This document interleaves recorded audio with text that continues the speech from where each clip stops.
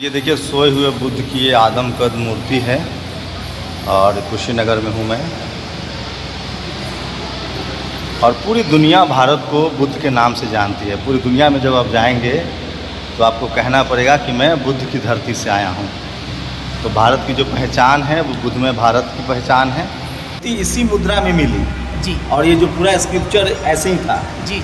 इसको यहीं मिली है मूर्ति। जी जी। उसके बाद इसको इस तरह से हॉल का रूप दिया गया। जी।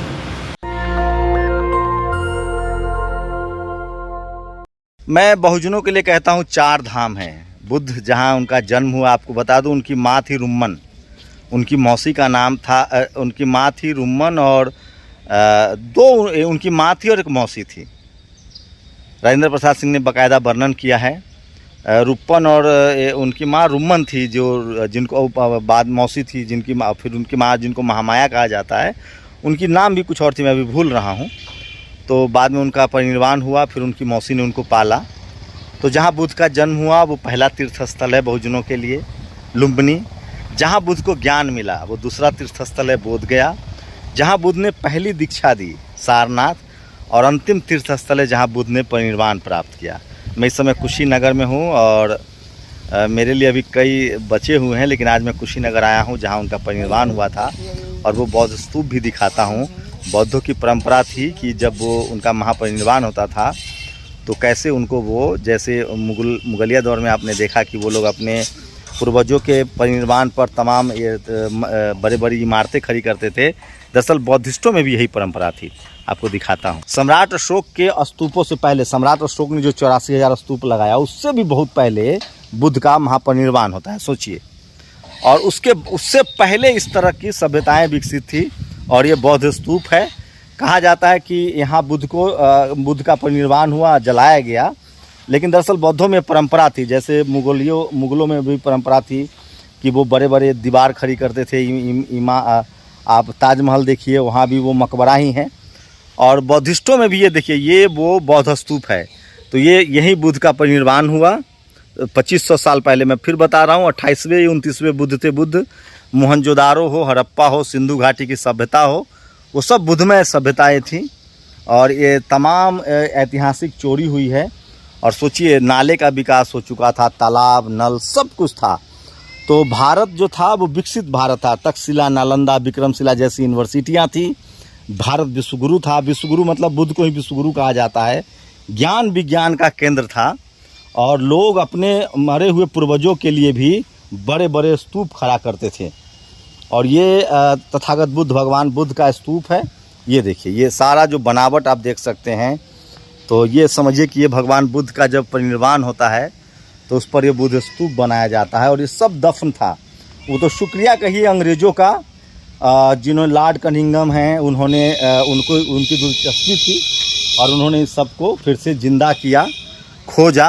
नहीं तो ये सब कुछ जो कल्चरल हेजमनी के तहत सब कुछ दफन कर दिया गया था। बुद्ध में भारत को ख़त्म कर दिया गया था। लेकिन अंग्रेज़ों के आने के बाद फिर से खुदाई शुरू हुई और तमाम इतिहास की परतें जो है वो बाहर आई। सम्राट अशोक जब राजा हुए तो उन्होंने बुद्ध में भारत को दुनिया भर में फैलाया। उससे पहले बुद्ध खुद पैदल चलकर पूरा Middle East, South East Asia, Afghanistan, Kandahar, ये सब कुछ बुद्ध में भारत था, जहाँ आज भी मूर्तियाँ मिल रही है। और उसके बाद साउथ ईस्ट एशिया में सम्राट अशोक ने अपने बेटा और बेटी को, सोचिए, उनके एक बेटा थे, संघमित्रा उनकी बेटी थी, और महेंद्र, राजा महेंद्र थे। उन्होंने धम्म के प्रचार में अपने जीवन को खपा दिया। तो ये था बुद्धमय भारत। मैं फिर कह रहा हूँ, धम्म एक विचार था, ज्ञान का केंद्र था। 17-18 यूनिवर्सिटियाँ थी जो धरती के नीचे मिल रही है, नालंदा, तक्षशिला, विक्रमशिला।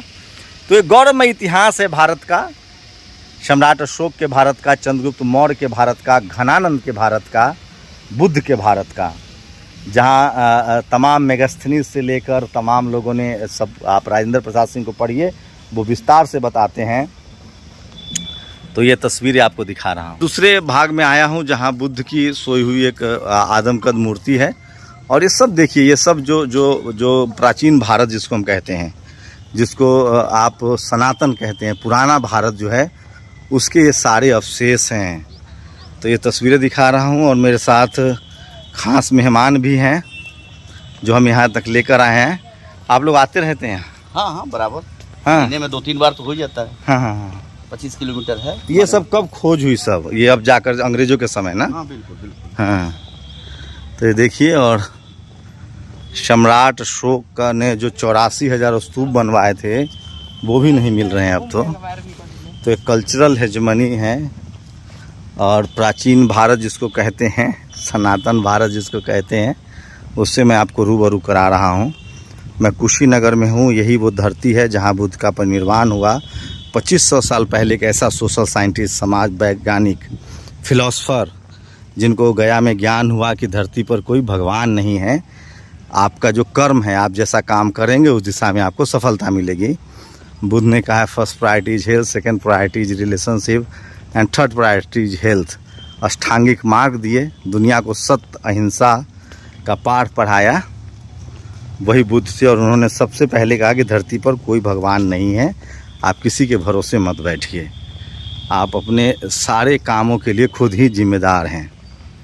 तो चलिए, वो आपको ये है जहाँ उनकी सोई हुई मूर्ति है, वो आपको दिखाऊंगा। ये देखिए, सोए हुए बुद्ध की ये आदमकद मूर्ति है और कुशीनगर में हूँ मैं। और पूरी दुनिया भारत को बुद्ध के नाम से जानती है। पूरी दुनिया में जब आप जाएंगे तो आपको कहना पड़ेगा कि मैं बुद्ध की धरती से आया हूँ। तो भारत की जो पहचान है वो बुद्ध में भारत की पहचान है, बुद्ध की धरती की पहचान है। ये तस्वीरें दिखा रहा हूँ मैं आपको।